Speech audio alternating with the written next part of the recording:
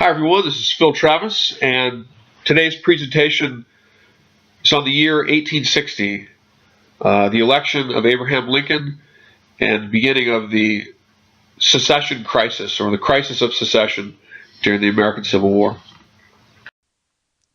So the first thing I wanted to talk a little bit about is the historiography of slavery. So how historiography is, obviously the study of history.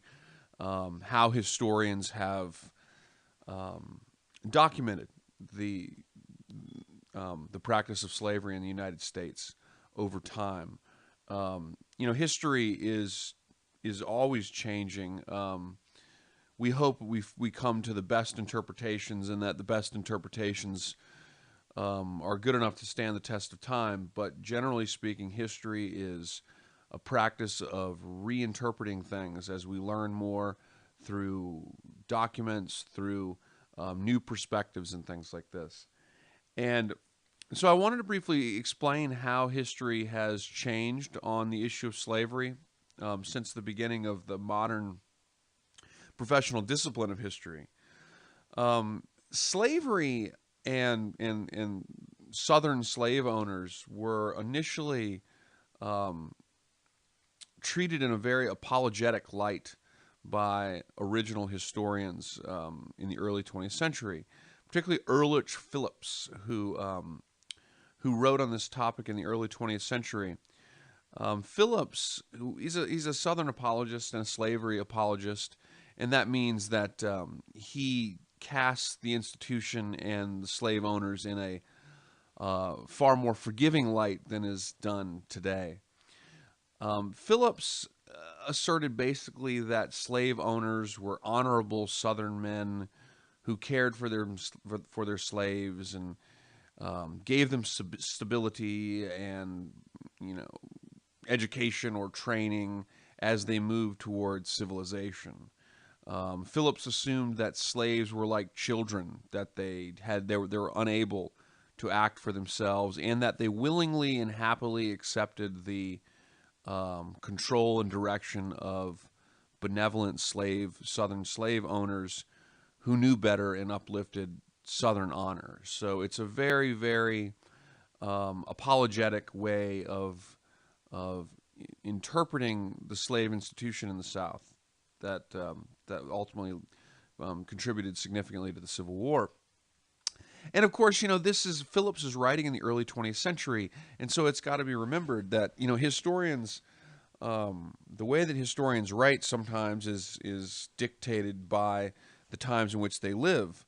And of course, as a historian, you want to seek to write the most objective and unbiased work that you can. You want to seek to use documents in the best possible way to tell the most objective and clear and precise history that is possible. That is not always the case, and certainly Phillips' history is not accurate. It's very wanting in that respect. And he was largely a product, I would say, of the early 20th century, a period in which Americans were, as a country, increasingly grounded by racial perspectives. The Ku Klux Klan during this period rose to unprecedented, its largest membership numbers. The government passed immigration laws that effectively barred immigration to the country from, quote unquote, non-white areas. A Birth of a Nation, which was a film that really glorified the KKK during the Civil War period, was accepted favorably in the United States, and so Phillips, I think, reflects that atmosphere. Since the 1960s, and really beginning in the late 50s, you have seen many historians refute Phillips over and over again, and these historians have had their own internal arguments about other aspects. But generally speaking, scholars like Kenneth Stamp, Eugene Genovese, Ira Berlin, many others have increasingly documented that slavery was, that the Southern apologist interpretation is wrong. that slavery was repressive, and that it became increasingly repressive over the 3 centuries where which slavery was in place in North America. Ira Berlin, in her book, uh, in the book, I'm sorry, Ira Berlin in the book, Many Thousands Gone, um, documents slavery going through 3 phases, from an early phase in which slaves had greater skills and more freedom to ultimately a slave system that was far more domineering and repressive than it was when it began.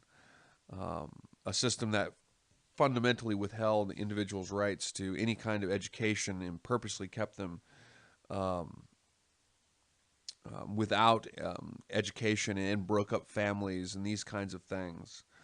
Um, Slave historiography has, in the present time, since the 1960s really, accepted that slaves were not acted upon. They were not merely acted upon. They were not like children. They were agents. They created a unique culture themselves, and they were constantly resisting bondage. And so we have really, in the last 50, 60 years, have really reinterpreted the historiography of slavery, and resoundingly accepted by scholars is that the slave institution was repressive, and that it was not in any way, shape, or form some kind of acceptable institution, that it was something that was based on exploitation and based on a brutal repression of individual freedom. And so we've really changed a lot over the last, 130 years or so, in how we look at the South, and how we look at, or the Confederacy, perhaps I should say, how we look at the institution of slavery in the South, in the United States, and how we consider that when we look at this period. So, in the lead up to the election of 1860, you had a case for the Democrats in which the Democrats were increasingly divided, and a lot of this came down to the crisis with Kansas, in which you had Southern Democrats who insisted Kansas has got to be slave, right? That Southerners said, Stephen Douglas, you promised us that Kansas would be a slave state, and this has got to be a slave state. But as we, talked about last week, increasingly Kansas was being populated by more people that were anti-slavery. And of course, Stephen Douglas's doctrine, the so-called Freeport Doctrine, was that popular sovereignty should reign, that the state should be determined by the will of the people. Well, that crisis really created a divide in the Democrat Party, between Southern Democrats and Northern Democrats. And this really plays out at the conventions that are held. There's 2 conventions, as we'll see just in a moment. So Southern Democrats, really what they seek now is really a complete repudiation of any attempts at preventing slavery's expansion, as well as popular sovereignty. They don't want to have a situation come about in which a state could become free and, make it illegal for a slave owner to possess a slave in that territory, for example. They believe that there should be a slave code. These are Southern Democrats. They believe there should be a slave code system that would basically protect slave owners and their property anywhere in the country.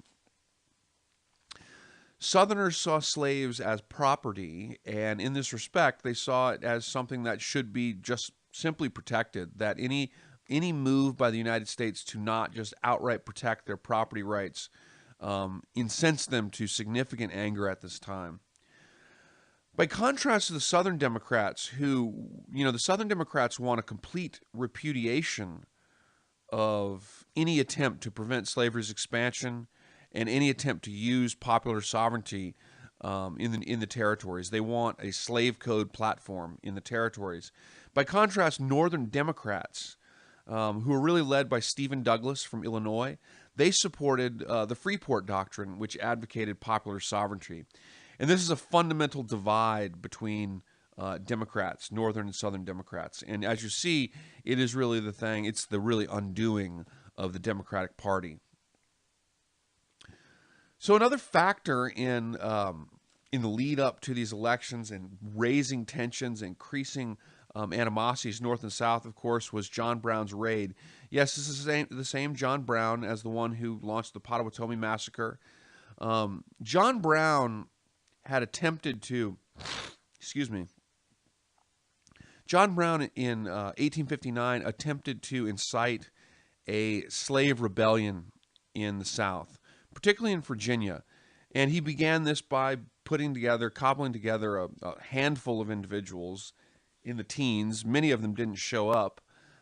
He tried to get Frederick Douglass, actually, to join him in this move to incite a rebellion, which was really, it was not a very likely event to happen. There was no broad level unity of the rebellion that he sought to incite. He basically just kind of imagined that his handful of people would attack the garrison at Harper's Ferry, Virginia, and they would take the weapons, and they would then use the weapons and distribute them to slaves who would then revolt. But it wasn't in any way, shape, or form a reasonable kind of plan. And Frederick Douglass described it as a suicide mission, and of course he would not have anything to do with the campaign.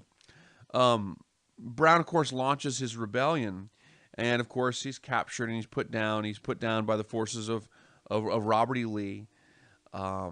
Afterwards, of course, Brown is put on trial, and his trial becomes a spark for these sectional tensions between North and South, as Southerners are incensed. On one respect, Southerners are absolutely incensed that a Northern individual is trying to undermine their institutions.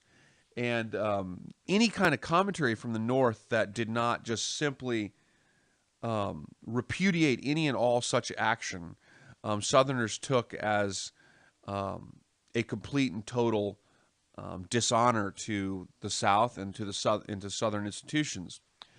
By contrast, Brown gave a famous final speech in court where he appealed to the morality of God, basically. And in the North, as you see, here in this piece, in this little newspaper heading, John Brown really becomes a martyr for many. He will be put to death, of course. And he becomes a martyr for the cause, and people hearing his appeal to his religiosity, he builds up a tremendous amount of support from people who I probably would not have otherwise supported John Brown, who was, a little bit less than rational in his thought processes. Here's a look at John Brown. This is 1859. John Brown would be executed in December of 1859. And his execution was very much, it's been criticized by historians for being a mistake, his execution, because the South putting him to death made him a martyr, and it encouraged people to increasingly, rally towards the cause of what is developing into the Civil War, increasing the tensions in the country.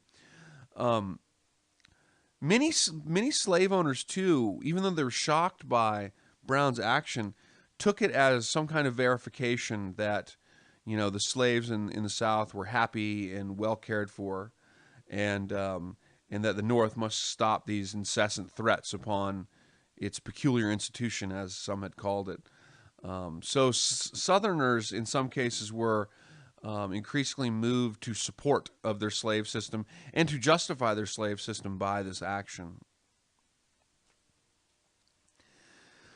The election of 1860, of course, is, the fateful election that will lead to war, really.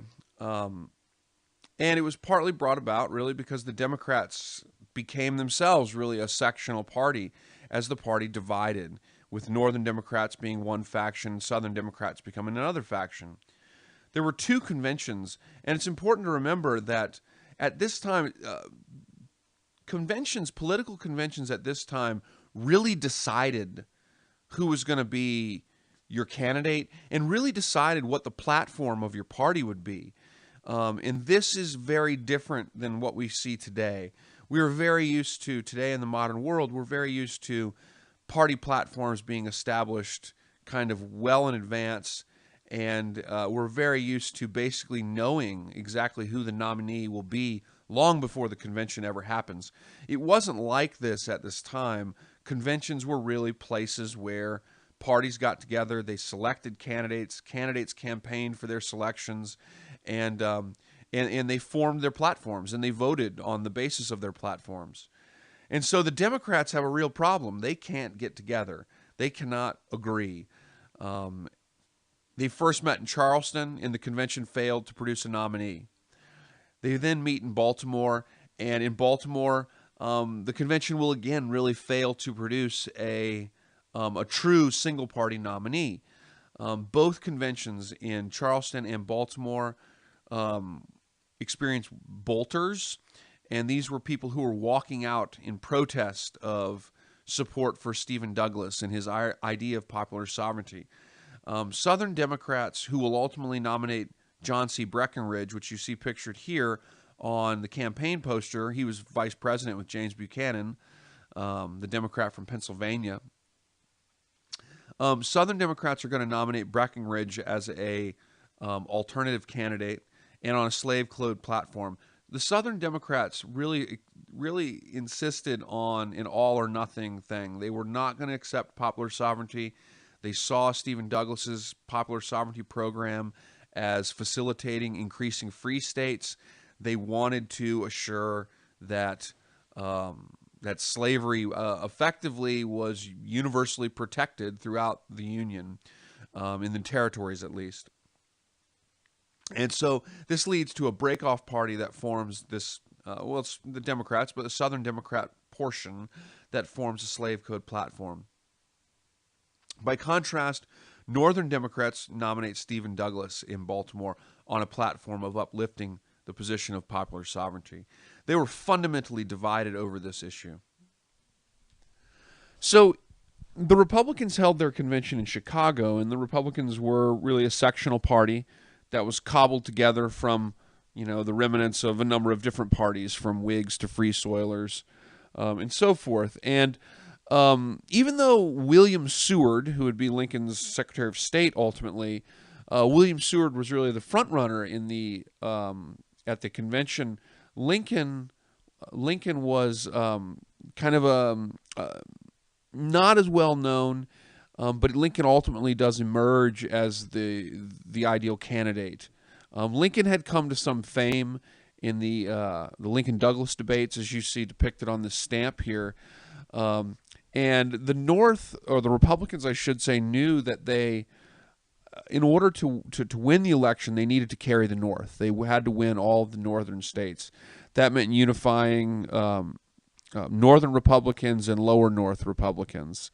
So they felt that Lincoln was the ideal candidate to do that. The Republicans really can't run in the South, and they know that in order to win this election, they have to carry the North. The Democrats are divided, and the Republican candidate, Lincoln, will actually not even make it on the ballot in 10 southern states. They really couldn't campaign there. You risked being tarred and feathered and run out of town on a rail in the South, and so it was not safe in the South for Republicans. Lincoln was widely opposed before the election, and so campaigning in the South and actually winning southern states was just not an option for the Republicans, and Lincoln becomes the ideal candidate to unify the North. The Republican platform, in a nutshell, Lincoln's position with the slavery issue was really that slavery should not be allowed to expand. Lincoln would pretty steadfastly assert, and this includes after his election and before the war begins, that his position would be to not allow the institution of slavery to expand. And before the beginning of the war, Lincoln would make promises to not interfere with slavery in the current places that it was located in the South, but that it was integral that slavery not be allowed to expand. Lincoln was deeply fearful of becoming a slave empire. He felt that slavery, was a antiquated system that had to be ultimately it had to be allowed to die out effectively. And so Lincoln would pledge not to allow slavery to expand in the Union. There was also the Constitutional Party, which nominated the fourth candidate for the election, and they nominated John Bell. The Constitutional Party was sometimes, referred to as sort of an old man's party, and it was particularly popular in places like Virginia. And the Constitutional Party basically, it really didn't have a platform. They basically ran on a resolution to effectively do nothing about the slavery question, to effectively pretend that we're just not even gonna address the slavery question. And this was actually an issue for everybody involved. Republicans, of course, Republicans wanted to prevent the expansion of slavery in the new territories. Stephen Douglas and the Northern Democrats wanted to promote popular sovereignty in the new territories. And of course, Southern Democrats behind Breckinridge wanted to promote effectively a slave code in the Western territories, meaning that there would be no restrictions against the movements of slaves through the Western territories, whether through popular sovereignty or through federal law. So that kind of sets up where the election was at, with Lincoln a sectional candidate, the Democrats divided, and a kind of middle constitutional party that becomes an option for many in the upper South, places like Virginia, for example. It's a political cartoon, kind of ridiculing Lincoln and his anti-slavery stance. His vice presidential running mate was Hannibal Hamlin. So this is a political cartoon from the time. You can see the racism in this political cartoon, and also how it's ridiculing Lincoln for his stance on slavery, especially amid increasing threats from the South to secede if he's elected.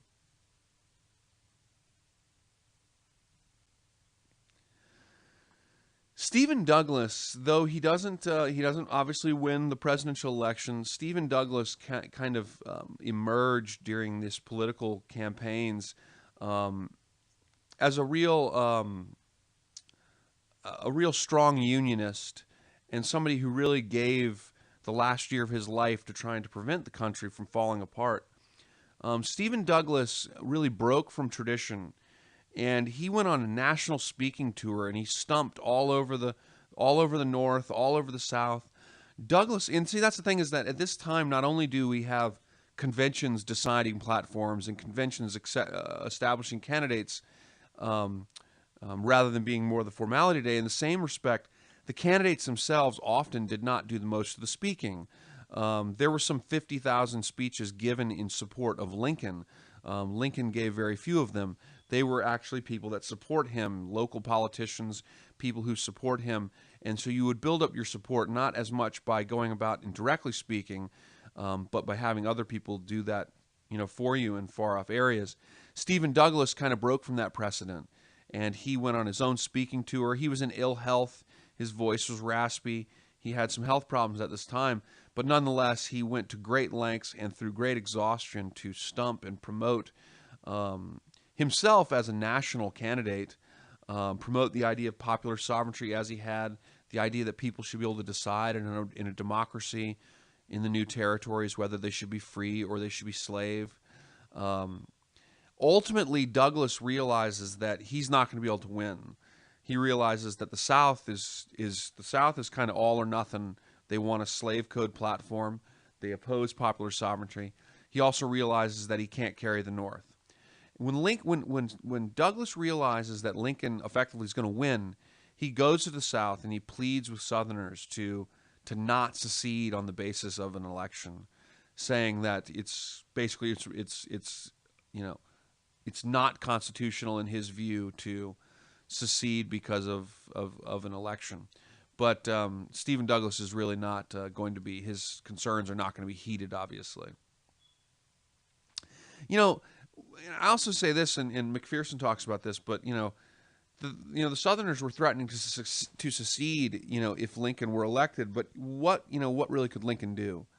Could Lincoln, should he have, I suppose the Republicans could have just completely eliminated their party, and Lincoln could have never run for the presidency. But that's a little bit, how could you expect? That's not a reasonable, kind of position to take. And so it was kind of an ultimatum. It was kind of an all or nothing from a lot of elements in the Deep South. Of course, Lincoln's election, Lincoln does win the election. He doesn't win a landslide or anything. He wins really by default. And of course, he'll win another election during the war in 1864. But he really wins by default. I mean, the Republicans did what they needed to do. They carried the North, and that was what they intended to do, and that was enough to win the election. But Lincoln's not listed on 10 states in the South. He received, in the states he was listed in, he received virtually no votes. So he basically wins a northern vote. It's a sectional vote, and the South, the Deep South particularly, had protested his candidacy, and so he really wins because the Democrats had divided themselves between Stephen Douglas and Breckinridge, between a popular sovereignty stance, a northern popular sovereignty stance, and a southern slave code stance. The Constitutional Party of Bell had also, really not helped Democrats. So as those were the states in Virginia and North Carolina and Tennessee, and these states ultimately went for Bell. And so this obviously hurt the Democrats as well. And so Lincoln kind of wins by default. He wins on a northern vote, and he wins largely because of the fragmentation of the Democratic Party. After his election, state by state, Deep South states began calling up conventions to secede. South Carolina took the lead, hoping that their lead would inspire others. And February 1st, South Carolina seceded, and ultimately 7 Deep South states, the ones pictured in blue on this map, all seceded from the Union. On February 4th, Jefferson Davis is made president of the Confederate States.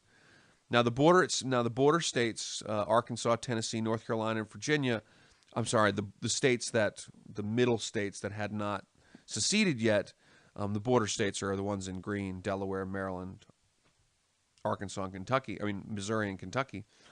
But the 4 states that had not seceded, Virginia, Arkansas, Tennessee, and North Carolina, they were on the fence, and it wasn't clear that these states were going to secede until violence erupts when the South besieges the Union garrison outside of Charleston at Fort Sumter. And we will talk about that in our next lesson. All right, guys, I hope that's helpful, and let me know if you have any questions.